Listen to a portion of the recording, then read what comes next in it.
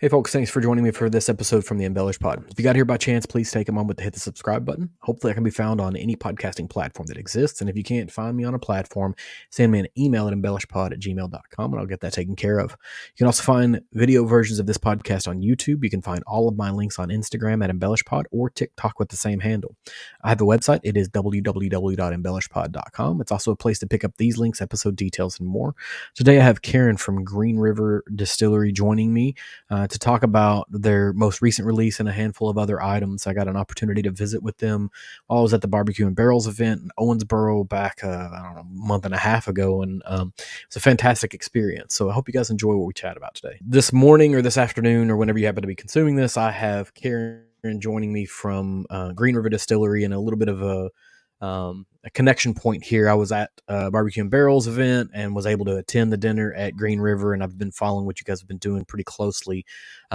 Since the rebrand, I did have a family that lived in Owensboro whenever it was the former brand name, and it was always one of those places I was like, I should try to sneak over there and see if they do tours, because that was when tours weren't a thing, right? Like people weren't doing whiskey tours everywhere. But Right. you guys are really, really involved in the things that happen in the Owensboro community. So I guess I think when we were chatting offline, you mentioned that you were on vacation, but I guess the city of Owensboro made it through Romp. Right, Romp was this weekend, which is a huge Yeah, deal in Owensboro. it You is. guys made it through that. We did. Yeah, actually, I made it back in time to for the Friday night show, and then of course the Saturday night show featured Dierks Bentley. So Mhm. that was quite something else. So happy to be able to make it back for that. Yeah, and I think it's one of those things that we don't want to talk too loud about. People from the state of Kentucky, we don't want to talk about Romp too loud because, it has the makings to be a pretty significant music festival. But we've seen what's happened in Manchester with a different music festival that happens during the summer as well. And I remember whenever it was small, the size of what Romp is now. So we want to whisper about it, but also still talk about it. So Karen, you work for Green River. Tell me a little bit about yourself and about the brand. Yeah, so I am the national brand ambassador for Green River. I have been with our distillery since 2018. I started there as a part-time tour guide, and then that kind of migrated into full-time. And then I was asked to do, private tours or tours for people that may have been in the industry or higher status level. And then when we launched the brand, they asked me if I wanted to be the national brand ambassador. And quite frankly, I couldn't be more proud to have this position. It's a pleasure and it's a joy to be able to go out and talk about our brand, talk about our city, and then obviously talk about what I feel is some very, very, very good whiskey. So it's a lot of fun. I don't think you'll get a lot of arguments from a lot of people about the quality of whiskey that you guys are putting out. And honestly, if anything, it's probably undervalued in the marketplace, right? Like you guys are way underpriced of where you should be given the flavor profile versus the value that you get from it. Yeah. But you're this is your third career now, right? Like you Yeah. came to this one as sort of your twilight career, I guess maybe, but Yeah. now you're a national brand ambassador. Yeah. I taught for many years down in Florida. I also I actually formally retired from the fire department down in Florida. I was a lieutenant and paramedic with Orange County Fire Rescue. And so when I came to Kentucky, I wasn't anticipating working full time again. But when you're in Kentucky and you're near a bourbon distillery, it's kind of hard not to enjoy the libations as well as when you're asked if you want to work there. I mean, isn't it everybody's dream to work at a bourbon distillery? So It is I kind of absolutely lucked been out in marked. that respect. Yeah, it's marked down as one of my like retirement careers, and Yeah, bucket I'm list. farther west in Kentucky than you are, and so there's not a ton of distilleries out in this end of the state. But I'm eagerly hoping that sometime in the next 30 years that there's enough of them that I have a retirement career where I can walk someone around, and there's still enough interest to do so. But you Right. went from Florida to Kentucky, which feels kind of backwards. People usually do it the other way; they go from Kentucky to Florida. What brought you to the state of Kentucky? Yeah, so I have family here, and you know, I lived in Florida for about 40 years, and it's a beautiful state. Don't get me wrong, I love it. I miss aspects of it, but it is hot all year long, and quite frankly, I missed my four seasons. And like I said, I have family here, and it was time to come back and help them and be around them before we don't have them here anymore. So I don't regret any of the moves that I've made, and I love Kentucky. I mean, I love Owensboro. It's a big little city. It's got enough, and if I want more, then I'm about 2 hours away from anything major. Yeah, it is, centrally located, and there is enough there. And I'll also share, and shameless plug. While we were there, we were having dinner, and you mentioned the Gramps Donut Shop, and I went by there because like everybody in every city is like, oh, we've got a donut shop that you should try, right? And Yeah. and obviously they look at me and they're like, this guy knows about donuts. It's a pretty clear transition there. Um, Quite possibly one of the best donut shops that I've been to in a long time, and that's including a lot of major cities. And so you do have in the city of Owensboro, kind of this little engine that could type of city where it's like there's Yeah. everything there that you would want to be, but also it doesn't come with some of the drawbacks that come with larger cities, whether it be congestion or steep prices. If you want to have a weekend in Owensboro, you can do it relatively cheap, and you can see a lot of things and taste a lot of things. Yeah. Yeah. I would totally agree with you on that.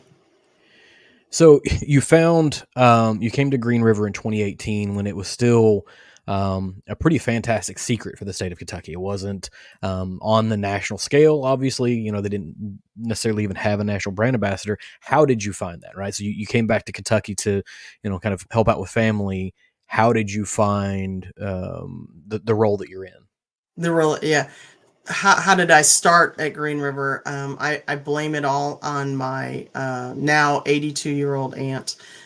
She wanted to start going to the Bourbon Society meetings here. There's a group here called Owensboro Bourbon Society, and at the time it was a decent size, but it wasn't too big. And we met at what was called the Miller House, and it's a fantastic restaurant, great bourbon bar in the bottom of it, and so I started going to the meetings with her, and it kind of it got me going, and I tell people I'm very open about it. I wasn't a bourbon drinker, like a neat bourbon drinker, when I first started in this industry.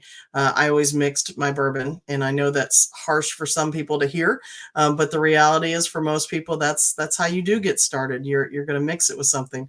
And but my aunt at her age at that point, she was drinking it neat, and I was like, I better put my big girl pants on and start learning how to drink this stuff right, because it was a little embarrassing that my 70-some-year-old aunt was drinking her bourbon neat, and here I am mixing and adding stuff to it. But that's how I got started. So I kind of blame all of this on her, or give her credit, I really should say. So she got me into going to the meetings, and one night we were at a meeting, and we were at the distillery, and the people that I was sitting with worked for the distillery, and I casually mentioned that I was retired and that if they needed tour guides, I'd love to do it. And that's what started my whole career in it. So, and that I actually started at the distillery on Labor Day of 2018. So that and that's it's somewhat of an unexcusable anomaly that happens in this, even in the state of Kentucky, where you have two women that are approaching the a bourbon society. This is kind of abnormal, much less an 82-year-old woman who says, you know what, I want to join a bourbon group. Um, how did she? I mean, is it just something she knew because she was in the community, or like Uh, how do you oh yes. find this group? Well, my family is, my in-laws are from Kentucky, and Mhm. she always drank bourbon. But, as you get older, and mind you, she was in her 70s when we started this journey. Mhm. She just didn't want to go to it by herself. And at the time, she, just comfort. You got Yeah. more people to go with you, you go. And we had a small group of women that first started, but I would say now in our bourbon society here in Owensboro, I would say at least 25% of the attendance is women. We have a lot of women that really enjoy it, and as you, I'm sure you're aware, you know, we meaning women, we have really good palates, and I think the stigma that bourbon was only enjoyed or mainly enjoyed by men, or you know, is not true anymore. I mean, maybe Mhm. it was at one point, and women just kind of did it on the side and didn't really talk about it, but anymore so I meet more and more women who are really enjoy bourbon, enjoy the flavors that come out of it, and enjoy the rich history that goes along with, you know, the bourbon industry in general. Yeah, I mean, women absolutely have a better palate than men in most things, and whether it's evolutionary or whatever other thing that might cause it, generically across the board, they're going to be better tasters. And so maybe that's part of, you know, guys are like, oh, I don't want someone to come and tell me what I'm tasting here. Um, Neither here nor there. You mentioned earlier that you like to mix your whiskey, and you know I've heard that phrase before, right? You started off liking it, and you know that's kind of a shame or whatever. And I don't think it's the case, and I think anybody who ever drinks a blended whiskey um, should also be able to, and blended and not blended whiskey, but like I'm creating a blend, right? Not like the, you know, the negative connotation of blended. Um, when you put a series of barrels together to create a flavor profile, it's not a whole lot different than constructing a really nice cocktail, right? Because you're putting different components Yeah. together to create a flavor profile that, you know, the sum of the parts is better than the individual pieces. And that's what cocktails do. Or sometimes it's just a whiskey and Coke. It doesn't have to be neat whiskey all the time. I mean, it's summer. I like drinking neat whiskey as well, but after about the second one outside, I'm ready for some ice of some type. And Yeah. I'm ready for some, probably something a little bit lighter and a little bit fruitier. So, you know, cocktails are the way to go. But you know, one of the fun things that was a part of the event that we were at there during the barbecue and barrels is that there was a meal that had cocktails paired with it. Yep. And it feels like Green River doesn't shy away from the idea of cocktails. Your whiskey can stand on its own, but it can also be a phenomenal component inside of cocktails. Um, Tell me a little bit about, I guess, maybe the ideation of that dinner, because it was a really, really fun and unique experience.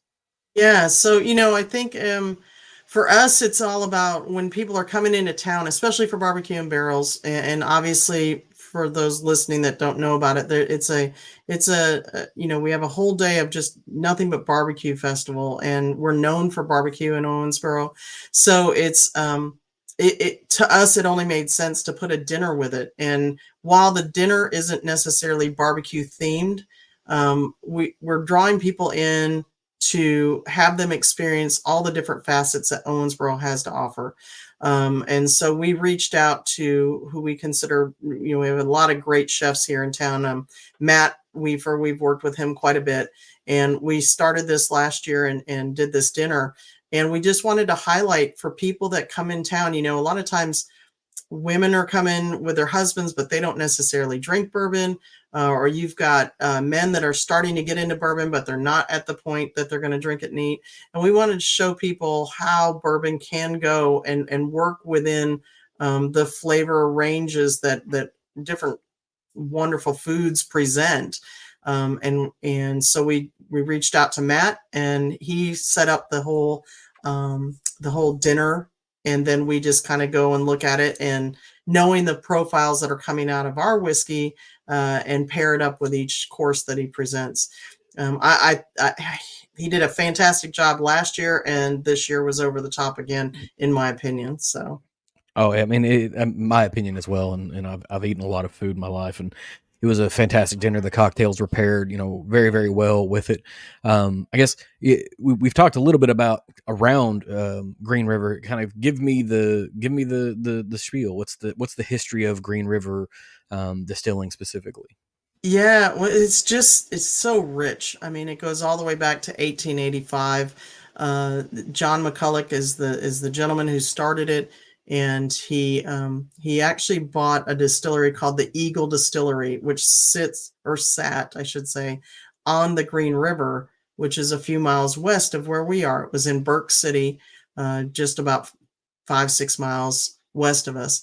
But that was a terrible location, and he moved the whole distillery to the property that we currently sit on. And then we can only assume, we don't know the true story behind it, but we can only assume he named it Green River to honor that original location. And then he took it and just ran with it. Owensboro back in the day, and this was pre-prohibition, Owensboro had 22 active distilleries. So for pre-prohibition, that was huge, and we were bigger than the Louisvilles, the Frankfurts, the Bardstowns that we now have, and to take one distillery and do as much as he did with it is quite astounding. I always tell people that Green River is known for three things pre-prohibition. It was known to be the most widely advertised whiskey in the world. It was known to be the most expensive whiskey ever traded or sold. And then it was also the official whiskey of the United States Marine Hospital pre-prohibition.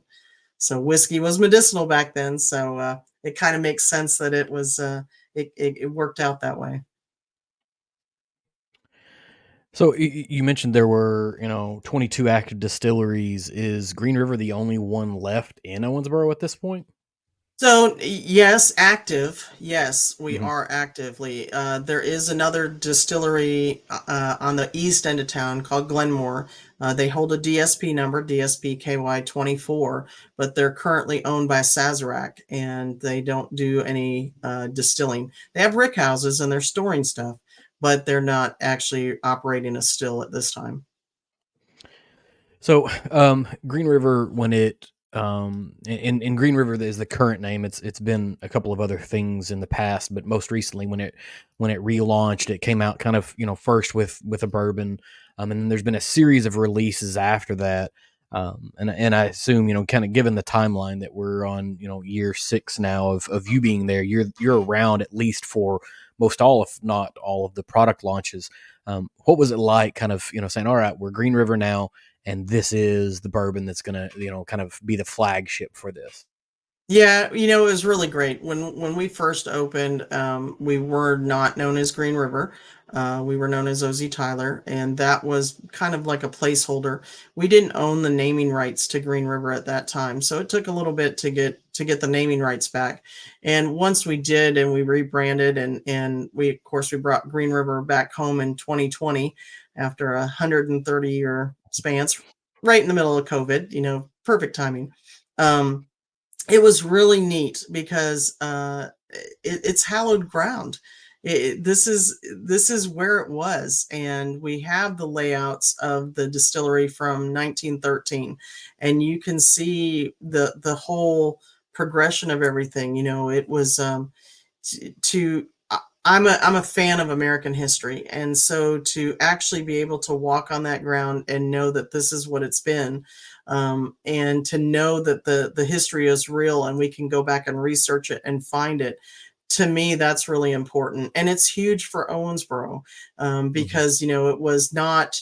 Now everything's in Bardstown and everything's in Frankfurt, but to know that we were the center of everything back in the heyday, I think is really something we don't want to lose. So it was a very proud moment when we brought Green River back home after all those years. Yeah, and the river towns of Kentucky have, at least the bigger ones, have been really really important in the history of Kentucky. I mean, because Louisville is a river town, Owensboro is a river town, Paducah is a river town, and they've all kind of played roles in our history over time. So the first thing that you guys put out under the Green River banner at that point was a ride whiskey, and then behind that came, and I want to make sure that this order, I think this order is correct. There was a wheated after that, then some single barrels, then the rye, and then your most recent release. Is that the correct order, or did I have that wrong? No, yeah, you're right. As far as an everyday item, the Mhm. everyday item, it would be our we call it our flagship, our black label, which is the high rye bourbon. Then came the wheated, and then for everyday products, the rye was the next one, and now foolproof. Mhm. And single barrels, we started that program last year. We only did about 100 barrels last year. This year, we're doing considerably more. So you're going to see those out, but it's not an everyday item. Those are still kind Mhm. of peppered throughout throughout all of our different markets that we're in. Yeah, and if I remember, and I may be off base, but if I remember correctly, was the first single barrel that you guys did for Romp last year? A few years Yeah, ago? we had Romp, and we had the Owensboro Bourbon Society had one. So I think Romp was the first release on that last year. And so Mhm. the way that that worked is every year at Romp, we take an empty barrel out, and anybody who attends Romp is welcome to sign it. And then once Romp is over, the barrel's brought back to the distillery. We fill it and put it in the rickhouse and let it sit. So it's the bare minimum of 5 years. We won't bottle them unless they're at least 5 years old. So last year was the first one that came out, and yeah, it was stellar. This year's Yeah. is spot on too. So not gonna lie. Yeah, I had some friends that were attending, and I was trying to get someone to mule a bottle back for me because I couldn't manage my way to Owensboro to snag one for myself, and it just never seemed to work out. But so the I guess when you launched the flagship bourbon initially, was there is there a strategic plan to kind of bring these forward in kind of a measured time frame, or was it just whenever it's ready, it's ready? Yeah, great question. So the majority of what we laid down when we first started distilling was our 70 corn, 21 rye, 9 malt. So it only made sense that that would be the first thing that we would put out. We want to make sure that, from a profile standpoint, we're looking at a 5-year-old profile on all of our core products. So it was really more about the flavor profile than it was anything else, and making sure that when we released it, number one, it was going to be a good quality product, and number two, it wasn't. We had plenty of it. It wasn't going to be some short term. Here, this is, and now, oh, sorry, you're going to have to wait. We wanted to make sure that we had plenty because we want people to enjoy it, and so we don't want them to buy one bottle and then go, well, now I got to wait till the next batch comes out.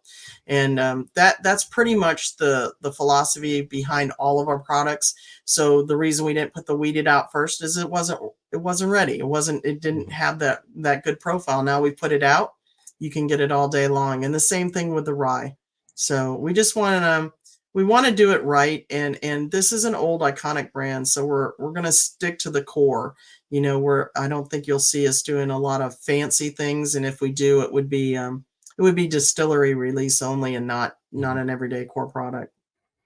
So that's a good question. I guess are there things currently at the distillery that you can only get there, or are you talking about the potential future of that? Yeah, I'm more talking the potential future. I Mm. mean, we always try to keep a single barrel in the gift shop, for people that are coming in Mhm. that maybe in their state they don't have it, or we're not, distributed there yet, or whatnot. So that's something that you can pretty much always find in the gift shop. But as far as doing any finishing work and stuff like that, I think if that's in the future, I think you'll see that just limited, very limited. Mhm. So it has felt very measured and appropriately measured, where each successful line extension is then building hype for the next one. And the reason I say that is because the standard bourbon, the rye bourbon hits first, and people kind of clamor for it and they go taste it, and it's a phenomenal Yeah. product. So then when the wheated comes, everybody's trying, like, anticipating. We're all, whose store is going to get it first? Are you going to be able to kind of snag it? The same thing Yeah. happened with the rye. I don't know how many different social media folks that I saw, like, immediately trying to review the rye within days of it hitting the market, and then subsequently the most recent release, and it would I guess be important for us to talk about it. You've got a full proof that just hit the market within the last June 60 7th. days, 30 days, Yeah. June 7th. June Man, 7th. if you'd asked me, I would have swore it was sometime in May. That's Yeah. how this year is going in my brain, I guess.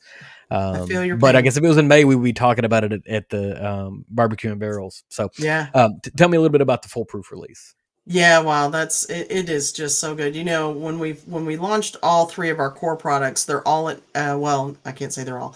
The high rye bourbon and the wheated bourbon are at 90 proof. Our rye whiskey came out at 95 proof.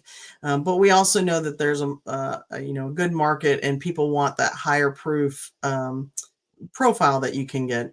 And so that's what we came out with on our full proof. This is what we did is we took about 240 barrels, dumped them together. Whatever the proof came out of those 240 barrels, that's what this bottling is. So the first bottling is 117.3.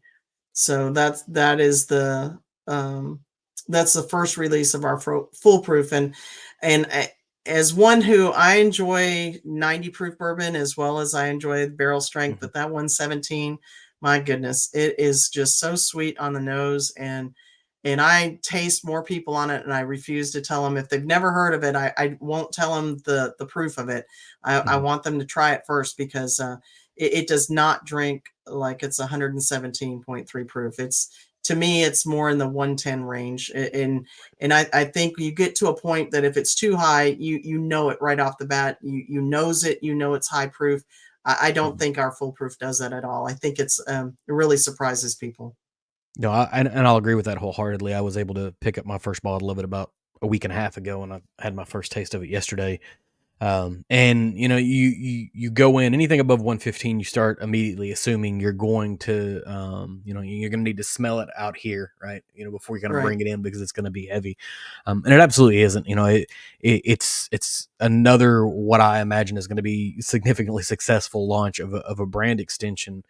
Um, you know, it, do do you guys ever get worried, like, you're just kinda one upping yourself each time? Like, are you eventually gonna kinda hit a peak and be like, "All right, we've hit the apex here?" Done it all. Yeah, no. I think that I think it would be I think it'd be arrogant to say that yeah, no, we don't. Sure, it's always in the back of your head, Mhm, but I think our bigger goal is to just put out good quality products that people enjoy drinking, and make it reasonably priced where people don't have to mhm, worry about um, can they afford it? Or if they drink this bottle, then I've just spent all this money. And what makes me most proud is that any of our products, you can go out and buy them, you can drink the bottle, and it's not going to break the bank. And mhm. you can just sit and relax and enjoy a good sip of whiskey with knowing that it's quality. You'll enjoy it, and you can still go out and get another bottle of it. And You know I think that's the biggest thing. No, it is a big thing, and it's almost, as if you guys were reading some tea leaves or something, because you enter into the market with a reasonably priced standard rye bourbon, and then you continue that with everything, right? So everything that you guys have is a reasonable price structure. Is that just from being cost conscientious, or is it, you're looking at are you guys as a brand looking at the market and saying, we think that there's going to be some more difficult financial times, and this is going to be a quality whiskey that is going to compete on a daily basis? Yeah, I think it's probably a little bit of mix of both. You have to be Mhm, logical. I mean, you can't, it'd be great if we could sell everything at, 12, $15 a bottle. That's just not logical in today's market. mhm, But I think you also have to know where the consumer is going, and you do have to read the writing on the wall, and know that people are starting to struggle financially, but it doesn't mean that you can't enjoy some of the finer things in life. So if we can find that happy medium, which me personally I think we've done mhm. with the products, that you're getting a quality product, and but yet you also know that you're not just having to pay an arm and a leg for it. So I think there's a bit of both on that one. Mhm. And I guess maybe starting off under the OZ Tyler brand and then shifting to Green River allowed you to build some stocks, and you guys also do a pretty significant volume of contract distillation for other folks.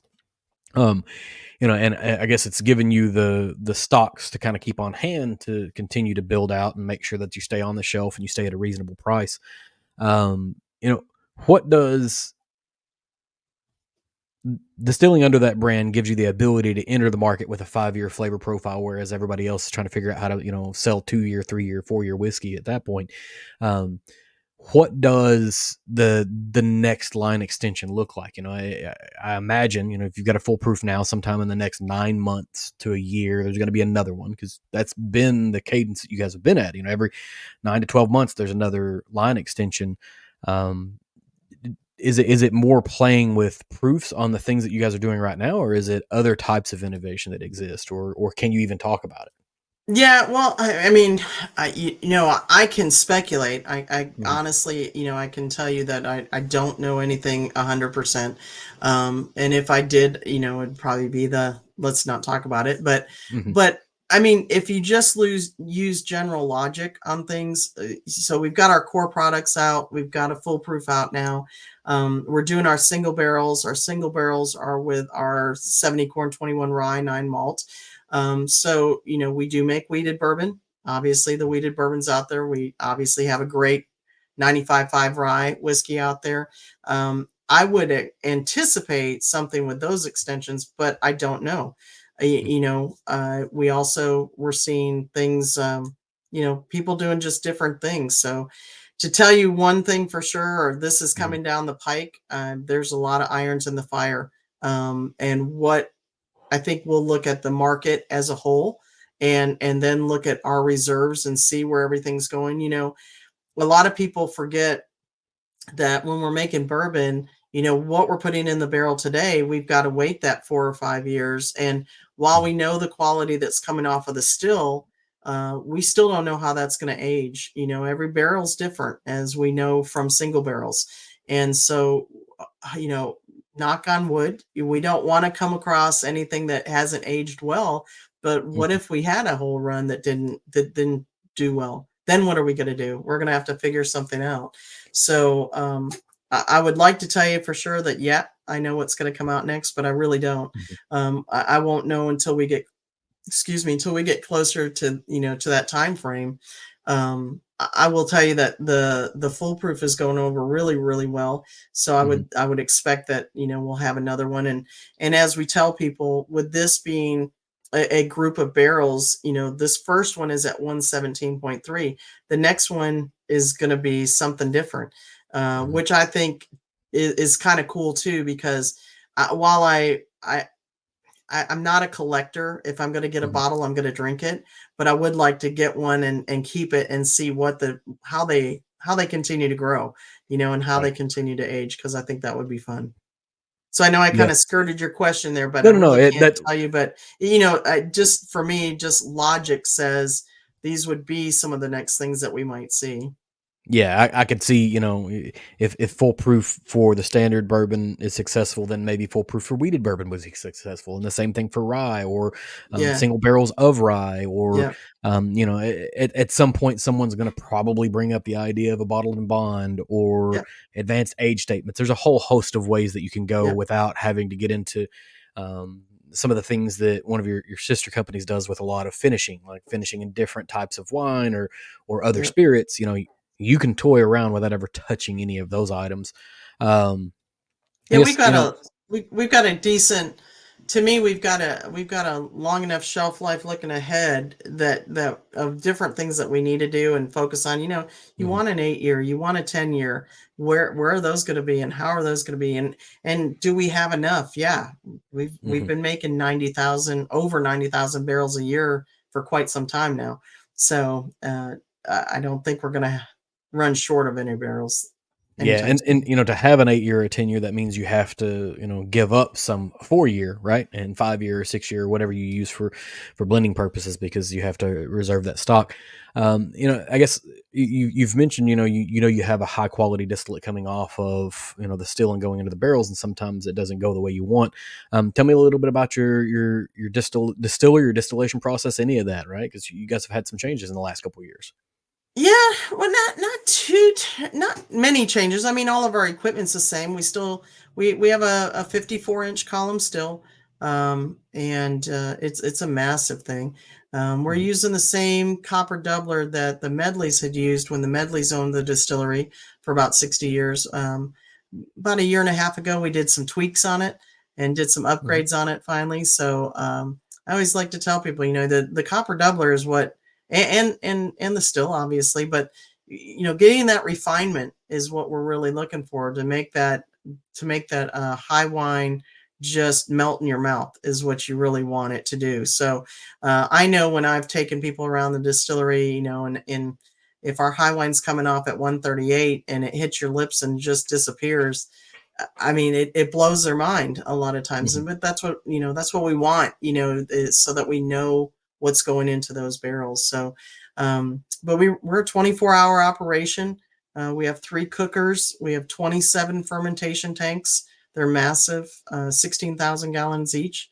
And we just finished a few months back. We just finished our 27th rickhouse.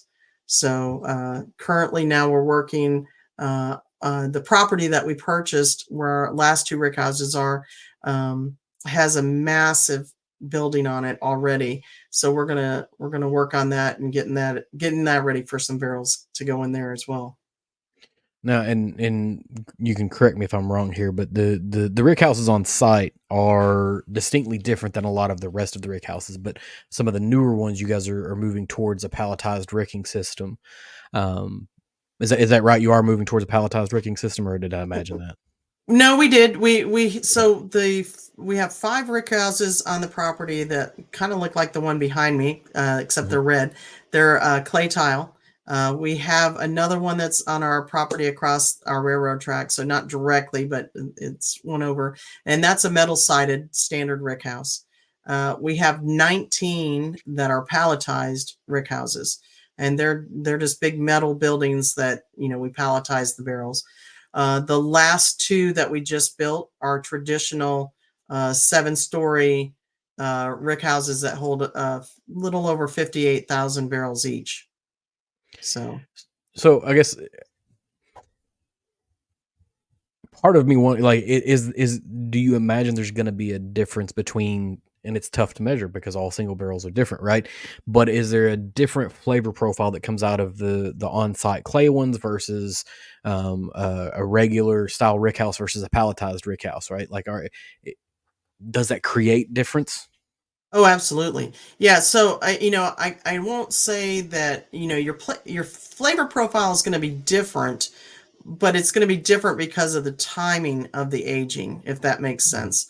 We're seeing that the aging in a palletized rickhouse might just take a little bit longer than what you're going to see in a traditional, but you're Mhm. also, what, and as well as I do, the difference in flavoring comes out with where they're sitting on the floor, as well Mhm. as the difference in the proofing of them. The lower floors are going to have your lower proof, so they're going to take a little bit longer, and your upper floors are going to get that higher proof. They might age a little faster. So, like with anything else, it's a hurry up and wait, and it's a Mhm. test and continually testing them to see how they're aging. What are we getting out of these rick houses? The clay tile rickhouse obviously ages differently than a metal rickhouse does, and the cycling of it, as far as clay tile, they hold our heat longer, they hold our cold air longer. So there's a lot of variables that go into it.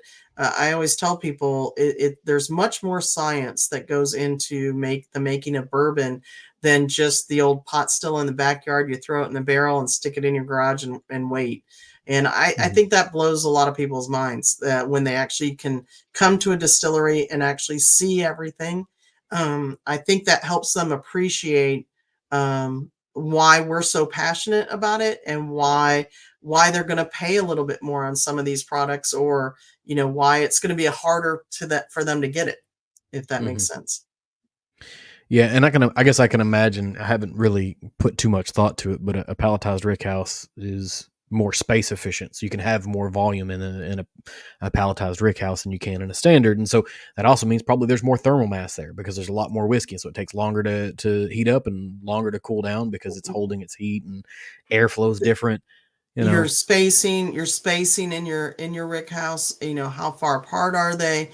They're Hmm. getting stacked on top of each other, by for from a labor standpoint, a palletized warehouse is a lot more labor efficient. It's less Hmm. stressful on us because the guys are just using a forklift to move everything, versus a traditional rick house, which there is no way to modernize anything. I mean, they're physically moving these well over 500-pound barrels, and they're rolling them, and I mean, it's a much different process on both of them. And it's just a case of what which way you're going to go, and how are you going to manage it the best. Right. And I mean, then it impacts what kind of barrels you're going to use, because if you're going to sand them up right, then you got to use ones where your bung is at the top versus the side, and you don't have to clock. And there's a whole bunch of stuff that kind of goes in, and we could probably spend a lot of time talking about that. But I guess in the last few years, you've both changed distillers and also been acquired, or partnered, or I'm not exactly sure how the language of that goes, but you guys are paired with Bardstown Bourbon Company, which is a Right, phenomenal asset to be a part of. right. But you also have Aaron Harris, right? And so those things sort of happen in a similar time frame. Tell me a little bit about that. Yeah, so we when we launched Green River in February of 2022, put it out officially for the world to come and get again, and everything was great. And in July of 2022, we were purchased by Bardstown Bourbon Company. So we were producing quite a bit. I mean, at that point, we were just under 100,000 barrels a year producing it, and a lot, as you said earlier, a lot of contract distillation. With any kind of a purchase, everybody has an option to stay with the company or move on. And Jacob Call, our master distiller, and he was our plant manager as well, he chose to move on, and has since started his own distillery. And so that allowed us to go out and look for another head distiller. And so when we did, we found Aaron, and Aaron was previously with Watershed. And so it's nice to have a Kentucky boy back in Kentucky. And he's doing a phenomenal job with the distillery and getting everything, um, you know, I say not up to par, but getting things moving even in a more progressive fashion. We've done a lot of upgrades. We've done a lot of fine tuning of different things, and I can't speak highly enough of him. He's really knowledgeable and talented in what he does, and has spent a number of years in the bourbon industry. So it's not like it's his first time coming in trying to figure all this out. Yeah, and you know the proof is in the pudding. Obviously, the distillate is good, and what's coming out of the barrels is good as well. You know, sometimes when you started in 2018, 4 years later, you're being acquired by a company who has been making a name for themselves in innovation and being kind of the high tech wine country version of whiskey, at least for the state of Kentucky. Right. You know, for you, do you look at that and you say, "Oh, these people are going to change the entire ethos of what we're doing here"? I guess maybe what gave you the confidence that it was going to stay similar enough that you wanted to continue this career path? Yeah, that's a great question. I think anytime one company is acquired by another company, I think that your natural reaction is to go, "Uh-oh, what's going to happen?" I think the blessing for us is when Bardstown came and they saw the history that we have and the history that we are, and then tasting the distillate that was coming out at that point, they realized that we weren't just a large producing independent contractor. We have a story, and we have really good bourbon, and let's just take it and have fun with it. And so for me, I mean, I live here in Owensboro. This is my home base. So eh, you never know if you're going to have a job or not. When you get acquired, because companies come in, they have their own people. It makes sense. I think I was in a very uh, different position than most people. I wasn't management. I just was a tour guide who had been doing it for so long, and I enjoyed what I did. And they tell me I'm a good speaker, so that helps. And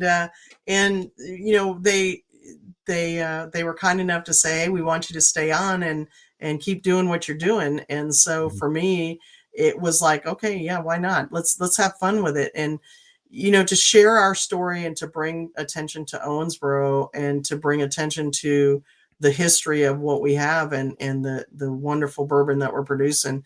I mean, it was a no-brainer for me. So I enjoy it, and it's been a great transition. We have our, as I always like to describe it to people, we have Bardstown, which is our state-of-the-art brand spanking new. Everything's, just wonderful. And then you walk back into time with us. And for me, I like the walking back into time. I love the history of it. Mhm. Yeah, I mean, it seems like if you were to kind of examine this from outside the circle, you'd be like, this is a weird combination of two companies, right? Because Yeah. they are distinctly different. One has no history other than what it's writing, and the other one has a storied history that you don't want to stray from. But um, the end result is you're all trying to achieve the same thing, which is make fantastic spirits that people are going to enjoy and create Yep. an atmosphere that people want to show up for, right? Because you Yeah, know absolutely. some distilleries launch with the idea of a tour and an experience to be an afterthought, whereas what's happening at Bardstown and what happens at Green River now, it feels very intentional and very authentic for the site that you're at, right? I guess Yeah. is a way to say it. So I would encourage anybody, if you're driving up from Nashville, it'd be a great opportunity to go to Owensboro and then hop over to Bardstown, and you can see both sides of the spectrum from um, a distilling experience. So Aaron hops on as Bardstown does this acquisition, and this is, like you said, this is a legacy distillery with a legacy distiller. Um, are there any ways that he's kind of putting his stamp on the whiskey, or is it just trying to, you know, don't mess it up, make sure it stays the same? No, that's a great question. I think, initially when if, even if I were to walk into a situation like Aaron did, initially you're just let's keep it status quo and keep it Hmm. going. And then now, as he's getting, adjusted and getting settled with everything, yeah, he's able to do things that he wants to do and have some fun with it as well. But like anything else, we have Aaron as our head distiller at Green River. We have Nick Smith is our head distiller at BBC, and then over both of those guys is Steve Nally. Hmm. So and Steve's been in the industry for his whole life. Ever. Yeah. Yeah, for his whole life. So to have the guidance that Nick and Aaron run the day-to-day operations, and they're taking everything, but to have the ability to go to somebody like Steve and say, "Hey, help," or we have Justin Willett who runs the operations at both distilleries. It's really neat because they're young guys and they've got their Hmm. whole careers ahead of them. So yeah, they're being able to do what he wants to do and on some things. And then, of course, there's guidelines that he's going to have to follow. It'd be silly if it wasn't. Hmm. Yeah. So, you do have a fun on-site experience there, but while we were there's a car that sits in there. I think you said it's in a river runs through it. Like, how does that car end up in Owensboro, Kentucky? Yeah, there's a gentleman that had it. He's a huge enthusiast on everything, and the car itself was on loan to Sun Windows, which is a huge window manufacturing corporation here. And when we relaunched and brought Green River back home, they're like, well, hey, the perfect spot for that is at the distillery. So, a turn of events, luck as it has it, and they asked us if we wanted it, and sure, why not display it? It's part of Americana, and it's just a cool old 1925 car that the body was made here in Owensboro by the Ames Hmm. company, and so to have all of those different aspects of it of Green River's history come together and be at the distillery is kind of neat. I mean, I always meet people that have something and they Hmm. like to share it, and it's wonderful. Yeah. So you're a national brand ambassador for Green River now, which you said you live in Owensboro. I kind of feel like, at least from what I see from social media, you have an address in Owensboro. You're living on the road pretty heavily. Um, Yeah. how do you stay sane and moderately healthy while being a professional drinker and talker? That's great. That's great. Ironically, everybody thinks, when you're in this position, you're constantly drinking all the time. And, Mhm. I do. I mean, and I do enjoy my bourbon neat. So when I'm out, that's majority of what I do. I mean, cocktail here and there. I love a good espresso martini made with bourbon, so I will never turn one of those down. But it's a fine balance. I do travel a lot. I'm home right now. I'll be home for about a week and a half, and then I hit the road again. Even when I'm home, though, I'm going to the distillery and or Mhm. going down to Bardstown and taking care of business that we have to do. But it's a fine line. My job is to speak to the public, and most of the time it's at night, and I'm at restaurants or I'm at bars, so I try to balance it as best I can. And knock on wood, I have done pretty good so far. I haven't gotten sick to any great extent that I couldn't do my Mhm. job. And it's just fun. I just enjoy it. So you mentioned the espresso martini, and that may be your answer to the next question. But we all geek out over neat whiskey, Yep. but it's summertime, and sometimes there's a summertime cocktail. Like what would be your summertime cocktail? Is it the espresso martini? Is there something else that's like that hits the spot in the summer? If it's a real hot day, my favorite drink is, we call it the rye wait. Um, and it is lemonade, pineapple juice, rye whiskey, and a splash of ginger beer. And that would have to be one of the most refreshing drinks that I really enjoy on a hot day. And unfortunately, you can suck those down pretty quick, and they'll sneak up on you. But Right. if I'm going to sit out by the pool and I want a cocktail that has bourbon in it, that's gonna be my drink of choice. So I guess, and then kind of tying back into something very, very early on, you introduced me to Gramps. What is your order at Gramps, or do you have one? Ooh. Do you get something different every time? I if they have something special, I'll try that. But my go-to there at Grant, I have two, I guess. Well, Mhm. maybe three. Okay, we'll say three. I love the Sap Tapper, which is a maple glazed one. I think the chocolate glazed one is out of this world. Mhm. And the coming in a close second and third would be the strawberry because they use fresh Mhm. strawberries in it. So, but the Sap Tapper is usually my go-to when I go there.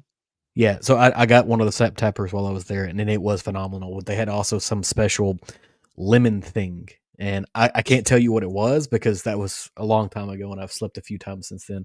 Um, but it was phenomenal. And you guys ever thinking about like doing an event with them where you're like doing pairing donuts and whiskey together? When we launched the rye, Mhm. they did it was like a pecan. Oh, I can't even remember what they called it, but it was off the charts. They used the rye whiskey, and it was like pecan. It wasn't maple. It was like brown sugar pecan something or other. And we had those at the distillery the day that we launched the rye. So when people came in, they could just have a donut, and they were ridiculous. So yeah, I Yeah. enjoy working with them. How do you get on that email list so you know when there's going to be donuts and whiskey at the distillery at the same Right? time? Yep. Just follow us. We'll announce it. Well, I guess that is a good thing. We are pushing up on time. I will have to hop here in just a few minutes. So where do we find any information about Green River? What website, social media, newsletters? Yeah. GreenRiverWhiskey.com is the easiest place, and for those people that are wondering where they can buy it, you can actually go onto the website, go down to where it says our products, and there's a place at the bottom you can type in your zip code, and it'll pull up the stores that are closest to you. I think that's a great handy tool, especially even if you're traveling and you want to find it. Right. You're in some other city. Yeah, we have Instagram. We have a Facebook page, just Green River Distilling, and there is a mailing list. I believe that's through our gift shop, so you can go onto that website, and it'll have everything right there for you. And we Mhm. do. I think we'll have an online store here shortly, so that people can buy merch and stuff like that. But I Okay. strongly encourage anybody to come to the distillery. I say this about was about 3 years ago now. We were all the tours. If you're on the Bourbon Trail, which we are, we're on the heritage side of the Bourbon Hmm. Trail for the big distilleries. Um, they rated us, and our tour got rated the fourth best tour on the trail. So I think that's a pretty high honor, because we understand that, if you live in Louisville, or you're going to Louisville, you're going to make a 2-hour drive over to see us, Hmm. and we're in the central time zone. So you gain an hour coming over, you lose it going back. But to be rated the fourth best tour, and we're going against all the well established Hmm.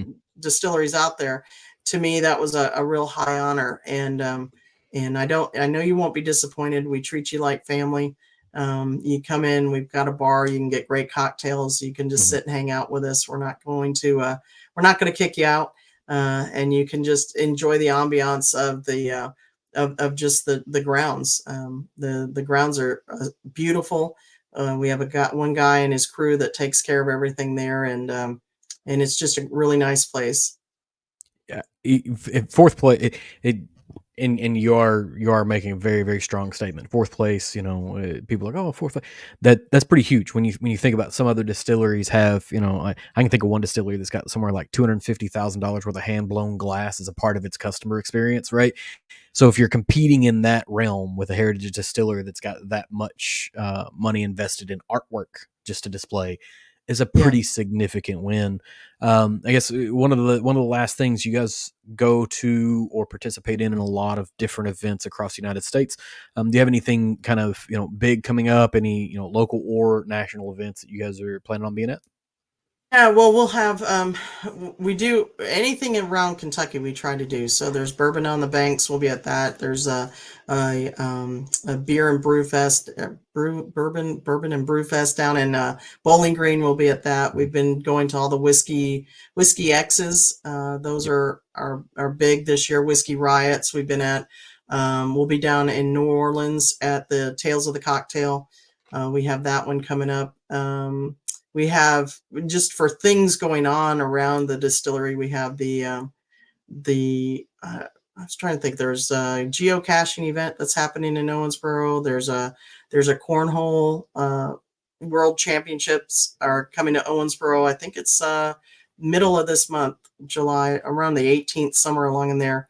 So that, we'll be involved with that, and good time to come to Owensboro to see different things that are going Mhm. on, and stop by the distillery. So yeah, I just tell everybody to check our website and see what's going on, and book that tour. It's a great tour. Yeah, And absolutely. we have many different ones. We've got barrel thieving tours, standard Mhm. tours. If you can't walk, or you have somebody that doesn't do well in walking and climbing stairs, we call them sit and sips. We'll give you the Mhm. history. You'll get to taste everything. We have cocktail classes. I think once a month there is a head distillers tour. So Mhm. once a month, Aaron will take a group that you can sign up, and you get the private tour with Aaron, which is always good. And if for some reason Aaron's not available, then it's with me if I'm in town, or if not, Mhm. then we have our single barrel coordinator take you around. Which, for purposes of single barrels, to have the single barrel coordinator be able to do that, that's any one of us are, I would say, pretty qualified to be able to do that, and you'd have a great time. Right. It is a fantastic experience on site, and Karen, thank you for hopping on with me. Giving away time is not cheap, right? It's the one of the only things you can't make more of, and so um, eh, anyone who listens to or watches this, there's a lot of learning to do if you don't know anything about Green River yet. It is a fantastic product.